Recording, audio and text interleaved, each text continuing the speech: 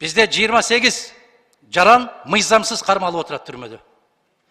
Кече дарыгерлер барып, эки кызыбыздын ден соолугун карады, ден соолугуна аябай каттуу коркунуч келип турат деп коңгуроо кагып атат. Кайгылуу окуяга алып келиши мүмкүн деген коңгуроо кагып атат. Мына жерде эч нерсе болбогондой жогорку кеңеш бюджетти карайлы, мыйзамды карайлы, регламентти карайлы, давай статусту карайлы.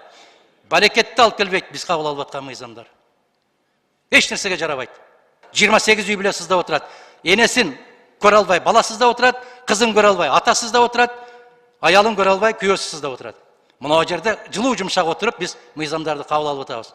Бирдем өзгөрүп кетеби ал мыйзамдарды? Кармалып аткандардын арасында кант диабети менен ооруп аткандар бар. Жүрөк оорусу менен ооруп аткандар бар. Башка оорукчандар бар. Айланайын. Bir terroristi karmagандай болуп, эгерде ушул кыргыз бийлиги ошол жерде жаткан 5 аялдан ушунчалык калтырап титирип аткан болсо, бул бийлигиңе түкүрдүм мен. Сырттагы душмандан эмес, биздин ичибиздеги 5 аялдан коркуп титирип, тордун аркасынан кармап отурган болсо, бул бийлик жакшылыкка алып барбайт бизди. Биздин укугубузду коргой албайт.